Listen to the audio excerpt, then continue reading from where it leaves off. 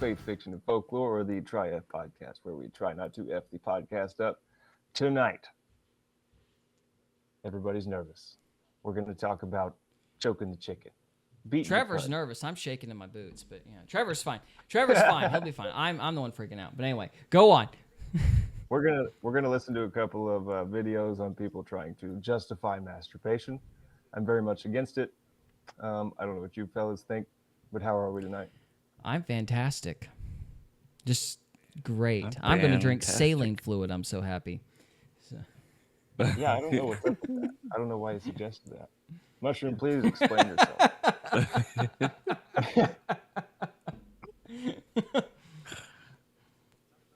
You're talking about like saline bags? Like bags of saline? Or salinated water? Because both sound like a terrible Jen said, Jen come said, on, Trevor. damn, I could have waited for the ball warmers. Or I could have Yeah, you were a little early on that one, Jen. So Yeah. all right, so we got this first video here. We got this plucky It prevents doctor. prostate cancer? Oh yeah, allegedly. Well, So, I'll be right back. all right, run while you can. Of course you're reading. I'm Dr. Eric, urologic surgeon and men's health expert. Let's talk about why more sex Okay, and first of all, those glasses are not flattering. I'm just going to point that out. That he makes him look very bug-eyed, which is not the look you want to have for this video. So, No. This is going to be fun, Jen. I agree. my emphasis on the oh boy. So anyway, masturbation may decrease prostate cancer risk. Whoa, where's that glove going? Right? that just screams, trust me, I'm a doctor. I would know. Yeah. A number of Trust the studies science. have shown that increased frequency of ejaculation may decrease the risk of prostate cancer in men. May. A study from Harvard in 2016 with 32,000 men over an Thanks, Jen. 18-year time frame. She says I found root for that you guys in this. Thank you. Men who ejaculated more than 20 times per month or more than 5 times per week had a 20% lower prostate cancer risk compared to men who ejaculated only 4 to 7 times per month. This was found for men in their 20s and in their 40s.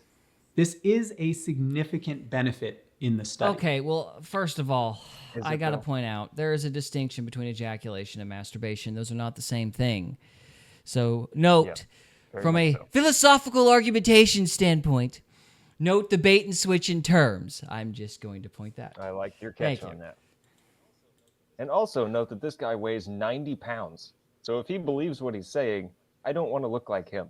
I'm just saying. Yeah, we're going to say that's genetics. Yeah. We don't allegedly. know Genetics. exactly why frequent ejaculation has a protective effect, but it may be because it helps to clear potentially cancer-causing substances and inflammation from the prostate. Unfortunately, frequent ejaculation doesn't seem to be the perfect answer to prostate cancer. Literally nobody thought that in the first place, so I don't know why you're saying unfortunately. Importantly, we can't say that frequent ejaculation actually causes a decreased prostate cancer risk, only that it correlates to a lower prostate cancer risk. It's possible that men who ejaculate more frequently also have other healthy habits that are actually responsible for the decreased prostate cancer risk. Also, not all studies have shown this same protective benefit. In fact, a few much smaller studies have even shown the opposite result. Lastly, it doesn't appear to protect against the most aggressive types of cancer. Wait, These wait, aggressive wait. That's called a... we So- got baited and switched again. Yeah. It's like, so the more I do it, the least likely I am to not have. Oh, it's worse than that. He's like, okay, well, there was this one study that said maybe, but the guys that were doing it were doing other things that were healthier, so it might have been those things. And then there were other studies Yeah, that the said other- the opposite. There were more than one of them, but they other were thing- smaller than this one big one we did. So, and it's not going to get Smaller rid of and the bigger, prostate what? cancer that might kill you, just like the other forms of prostate cancer. So, He's just word vomiting. this is a at this waste point. of time. Basically. Yeah. Are also the most deadly types of cancer. The bottom line is, we don't really know the connection between ejaculation and prostate health yet, but we're working on it. We're working on We it. really want to believe it. We really want to believe this. We're going to try to prove it more. Jen said, "It's no big deal, in my opinion. Sometimes you feel like a nut, sometimes you don't. The flipping thing is attached There you to go. I'm a nut. I'm crazy. So this is literally quintessential clickbait. I don't know what else to call it. It's like, well, there was this one study that one time at band camp that said maybe. The rest of these, the rest of these say the opposite, but they're smaller. So, whatever. But we're working on They it. don't count. We're going to end the video with not definitely, we're working on it. So, yeah, that was wishful thinking, guy. We have that next doctor video. Yeah, I got queued the up. next one queued up. Okay, so moving on. This one's another 2-minute sucker. Let's see what he has to say. Okay, one question I get all the time, and this is a moving target, and there's no right answer. I'm just going to tell you right now, there is no right answer. It's an individual answer. Is it healthy to beat off or masturbate as a man or not?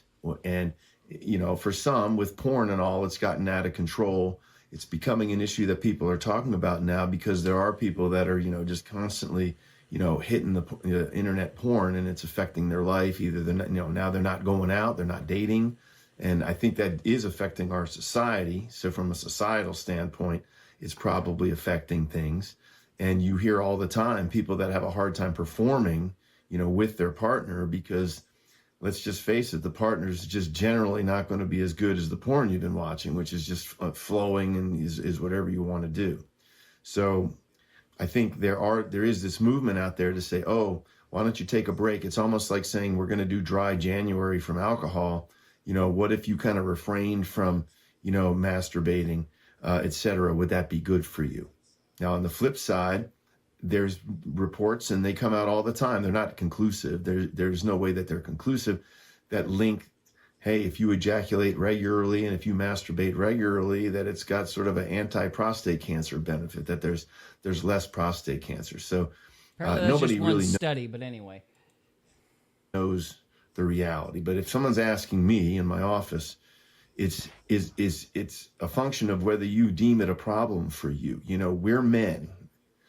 We are mammalian men, and we are supposed to masturbate. We are supposed to ejaculate.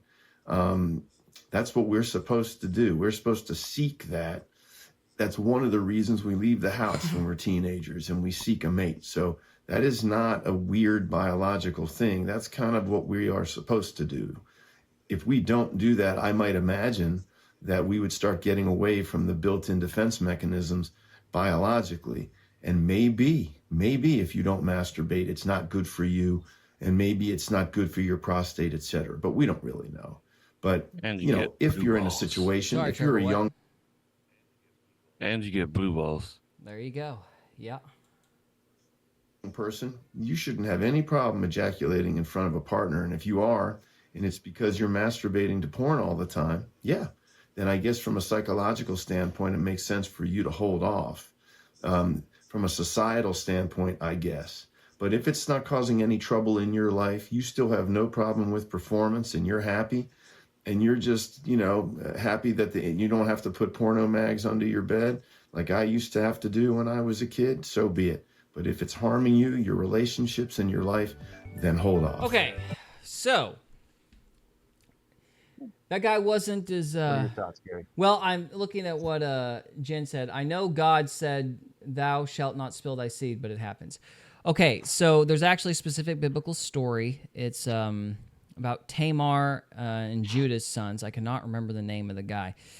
Actually, you two give your opinions. I'm going to look up that story because that is actually an interesting point. Biblically, there's a whole conversation that nobody can agree on either. So we'll just read that story. So you guys talk amongst yourself. I'm going to pull that up on Bible Gateway really quick. All right. My opinion is, you do you, boo-boo. If you want to, go for it. But for me personally, it has become a health issue, so I had to quit. Yeah. For a while. Absolutely psychologically damaging. It is very. Well, and I don't think it's actually good for you. I think it's good to hold that in because it's like it's your creative energy. Like it does. Literally your creative does. energy. Yeah. And so when you're draining that all the time, you have no drive to work. You have no drive to create things. Yep. And you lose your drive to chase your wife. You lose all kinds of things, and you just shouldn't do it. Period. As a man, I feel very confident in saying that. Jen asked, "You go blind or what?" I mean, if your right hands offend you, cut it off. Right. So if your gallbladder offends you, cut it off. I mean, if you're using your eyes for that purpose, I mean, it could cause you to go blind, medically, I think. You go blind to your wife and kids. Yeah, absolutely. Then they wind up leaving you partially. I think it's also the cause of ED. It's all psychological. Yep. Stupid Terminator filled my. And so anybody that preaches against masturbation, but then like they have an ad for Blue Chew on their channel, they're full of shit. I actually kind of want to try that, but at the same time, I don't want to. Just don't masturbate. It'll come back. Okay, 38. There we go. Genesis 38. Which is true. It did. Nice. You know, the stranger's name is Rosie Red Palm and the Four Lovely Sisters. No way, Jose. No way. I do want one of those crocheted palm. Okay, I found it. Bible Gateway was fighting me like a mother for some reason. Because the demons don't want I you guess. to see it. They don't want you to read the truth. Yes. So, let's see. And Judah said unto Onan, go in unto thy brother's wife, and marry her, and raise up seed to thy brother. So back in the day when the husband died, the next brother in line, or one of the brothers, would take the wife and bear a child in that dead brother's name. So Onan was supposed to do that, and Onan knew that the seed should not be his, and it came to pass when he went unto his brother's wife that he spilled it on the ground, lest that he should give seed to his brother. And the thing which he did displeased the Lord, wherefore he slew him also. Now, no, this is not condemning masturbation. This is condemning somebody not keeping their word. They're supposed to, honor the brother's name. He took advantage of the woman under that pretense and lied, and then God killed him for it. And the point of the story is that Tamar ends up, fathering a child in her initial husband's name anyway, in the end, after like 2 or 3 brothers do this, basically disguising herself as a prostitute and laying with Judah, the dad of these brothers. And, Judah tries to kill her because he thought she ran around. Well, it turns out she did run around, but on him, so he said, never mind. So the point of the story is Tamar going out of her way to uphold her first husband's legacy. And so she's kind of the hero of the story. So it's not really about masturbation. It's not really the point. It's that these guys kept lying. Is it the only thing in the Bible? Well, from my research on the topic, the Bible doesn't say a whole lot on masturbation at all, unless you're going to go the route of translating, I think, porneia as sexual immorality, in which case some people try to use the term sexual immorality as a catch-all for any type of sexual behavior they label as a sin, which I'm not convinced is a very good argument. And from my understanding of the term fornication, and I could be wrong on this, it's been years since I looked into this. I don't like talking about this unless I have my sources cited, which I don't, so I'm speaking off the cuff. But from what I remember, the term fornication is based off porn and porneia, which means those who dwell under the arch. In other words, it's a specific condemnation of prostitution. So you basically have 2 types of sexual sin. In the Bible, you have adultery, which is sleeping with another man's wife, and you have prostitution, which is sleeping, with a prostitute. As far as the other stuff that people do, I don't think the Bible really says one way or the other, but some people claim that those other things are implicit and implied in the scripture, which, to me, I'm like, well, that's not good enough. You need something direct if you're going to make the case. So, in terms of whether or not masturbation is wrong for me, what I personally believe. Yes. What do you think? Do you think it's good for you health-wise? Do you think it's good for you mental-wise? This is going to sound bad, but health and mental-wise, I'm not super concerned about. I'm kind of more concerned about the morality. I think if it's moral, it'll be healthy. If it's immoral, it won't. That's kind of the way I look at it. So I don't know if it's healthy or not. What I know is basically the Bible says don't lust after other women that aren't your spouse. So if you masturbate without lusting over somebody who isn't your spouse, I would say you're probably fine. But, people might bicker with that. But that would be my simple explanation for it. So is porn Porn is a sin. Porn's basically prostitution. It's just the economic model's changed. I would agree. Yeah. Porn's just the new form of prostitution. Jesus said, if you lust after a woman, you've already had sex with her. Yeah, right. It's a lust thing, but it's also Matt Walsh said this. I actually agree with him on this. It's taking sex and turning it into a transaction. And that's really the core flaw of it. Like, sex is an act of covenant, and anything that you do with regards to sexuality is going to be basically, is it affirming your marital relationship or is it not? And everything should be seen in that context. Yeah. So that would be my. Is it helping your marriage? Is it not helping your marriage? Would be the short answer. Right. So if you masturbate while thinking about your spouse, I think you're fine. Because in theory, I would think, even if you're not with them, because in theory, like the way, from again, what I understand, memory, no sources. From what I understand, that stuff, the dopamine surges kind of create neural pathways. Well, if you're associating sexuality with your wife or with your spouse, then you're basically reaffirming that covenant, at least in your head. So it should make things better for you in the bedroom, I would assume. But that would be my guess. But again, I'm not an expert on this topic, and I would default to people who know more. But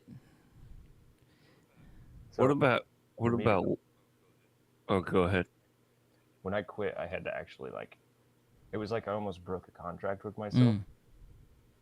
But I mean, I'm no one, so I was breaking a contract with a demon in my head. Yeah. Right. And I had to give autonomy of my shaft to my wife.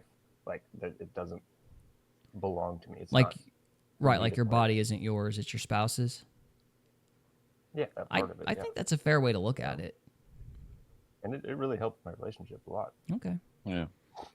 When you make that commitment, you become one. Mm-hmm. Yeah. Okay. Yeah. And so if you're playing with images in your head, I mean, you're talking to demons, bro. There are people who hold your opinion. I'm not convinced of it, but that's not an uncommon view of it. So I would have to cite sources and really study it to try to make up my mind. So I'm assuming there are comments in the comment section.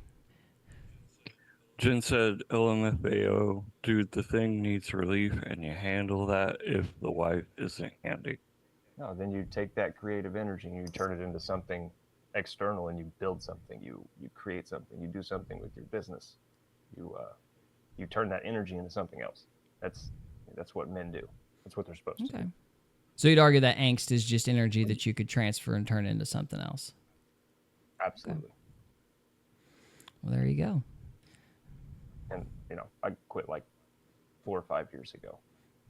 Haven't touched it. So. And it's been a good thing for you. It's been great. Awesome. What's your opinion on wet dreams? Demons.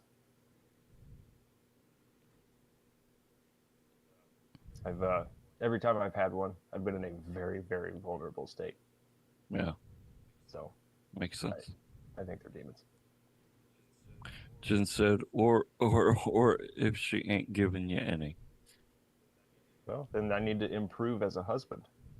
If she's not giving me any, then I'm not chasing her. I'm not doing my job. Like, I need to be more masculine, put forth that energy so she can draw closer to. Gotcha. All I will say is what I do know is that lust is definitely condemned in the Bible. Lust is certainly condemned. Like, there's not an argument on that. So if you can do those things without thinking about other people, that might put it in the gray camp. It's just if you are thinking about other people, then you certainly are sinning. So, or if you're looking at porn or whatever. So that would be my thought on it. So, All right. At least right now, it's open to change. If there's somebody more knowledgeable on the topic, I am all ears because it's one I'm struggle with. Do you have guilt about it? Guilt about yeah. Even if you just think about your wife? Yeah, but I don't know if guilt is a good criteria because if you've listened to people that have been in like overly strict households, they'll feel guilty about leaving the cabinet doors open. Like, I just don't think emotions are a very good metric for things. So, like, I know people say you should go by like if you feel guilty, that's good, or if you don't feel guilty, that's bad, or whatever. I'm just like, it's right and wrong is an objective fact, regardless of how you feel. So I'm not sure how relevant the feelings on the matter is. But nobody else knows you do it. So it's like if you have shame, if you're judging yourself for it, then there's obviously a reason. Yeah, but that reason might not be God condemning you, though. It might be just condemnation from your spiritual training or your family or, your own associations. Like, there's a million. It might be God, not saying it isn't, but there's more than one cause for guilt. Where's your criteria? Because there's none in the Bible. Well, if it's not in the Bible, then, generally speaking, I don't worry about it. But if it...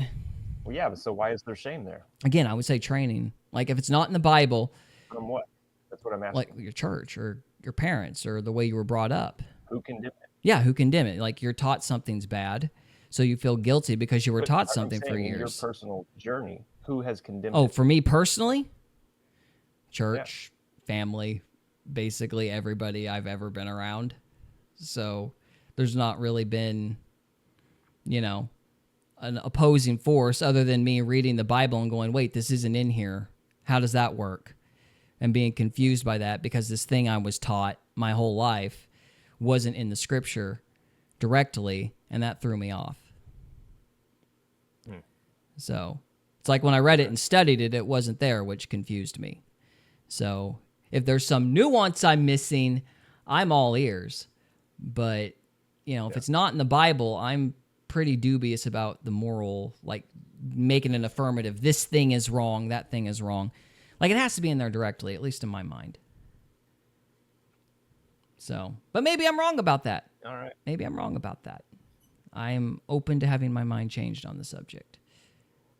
I will also add that when I was doing it, my back would go out, my lower back, like all the time. And after I stopped, it hasn't gone off since. That's interesting. I don't know why that would be. It is. Here's a thought. Is self-service good? Is what? Self-service. Is it good to, like, serve Pleasure yourself? Yeah. Like, should you seek pleasure for yourself? Just broadly speaking, like outside the confines of sex, but just broadly speaking? Yeah, I don't think there's anything wrong with pleasure. It's just balance. Like, you can't be seeking it all the time, because if you seek it all the time, then it's like a moving goalpost. The definition of happiness is always going to change when you chase it directly.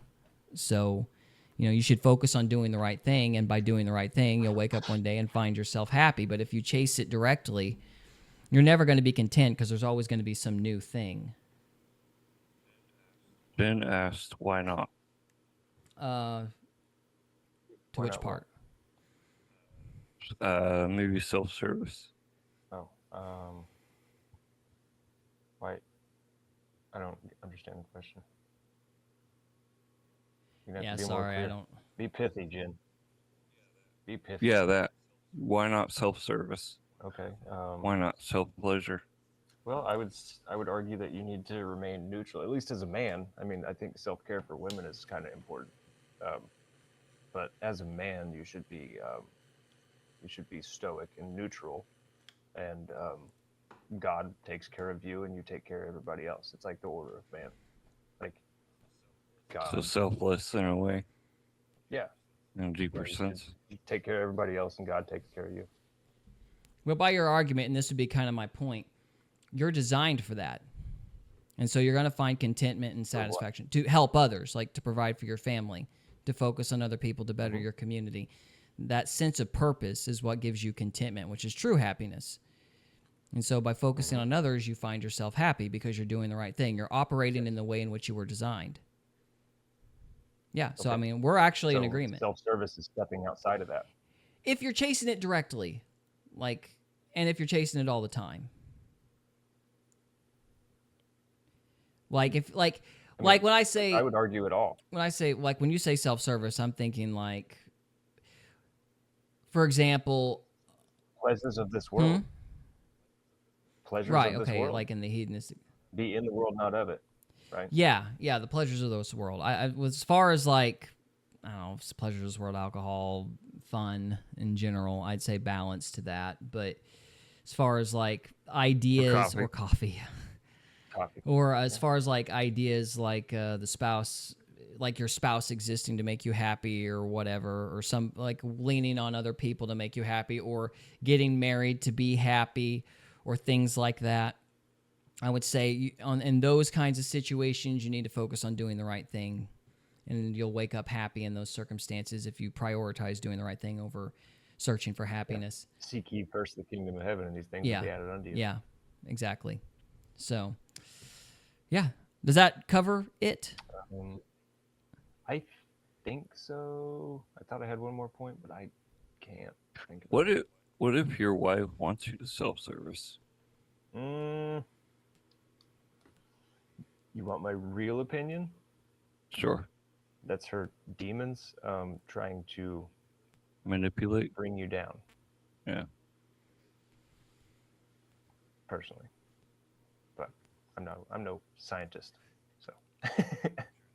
They're trying to get you to manifest through your person. Problem with this is we're speaking very, very broadly, and so it's hard to answer these questions without specific, nuanced situations. Yeah, these are they're very personal. It's topic, should we chase happiness ever? I'm like, well, that's very broad. So. I don't know. I think there's that verse, God takes care of the birds. Why wouldn't he take care of you? You're so much more important, or whatever.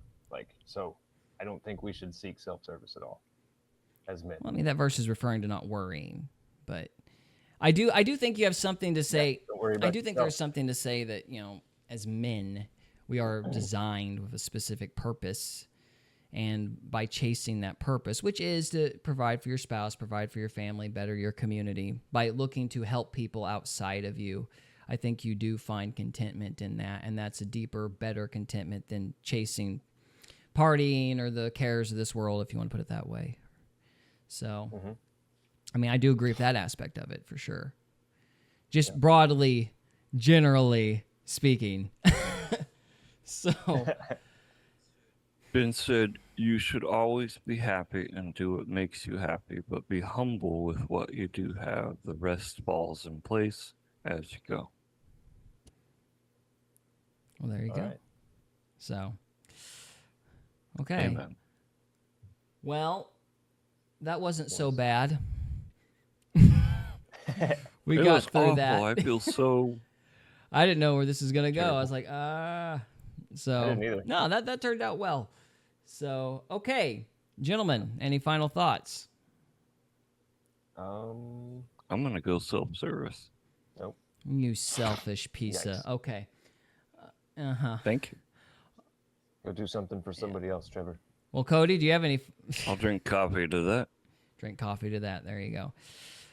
I guess the cigar is self-service too. Then in that case, it is good to see you, Jen. Thanks for showing up. It is good to see you. Point. Yeah. If you're touching a wiener, it's gay, no matter whose it is. That's a one. So if I scratch myself, that's gay? No, that's practical. And maybe a hygiene issue. So take a shower. Let's end this thing on a high note before we crater this enlightened conversation such as it was. So I would love a warmer for down there, Jen. Yeah, me too. Well, there. Okay, well, I don't have any final thoughts except to say, guys, It was a yeah, great show. thank you so much for watching, and we'll see you next time. We hope you enjoyed this episode of Faith, Fiction, and Folklore. If you did, we would love it if you would subscribe to us on YouTube or follow us on Rumble. We can also be found on X, Instagram, and Facebook. And we are available on Spotify, Apple Podcasts, Amazon Music, and iHeartRadio. Thank you again very much for listening, and we'll see you next time.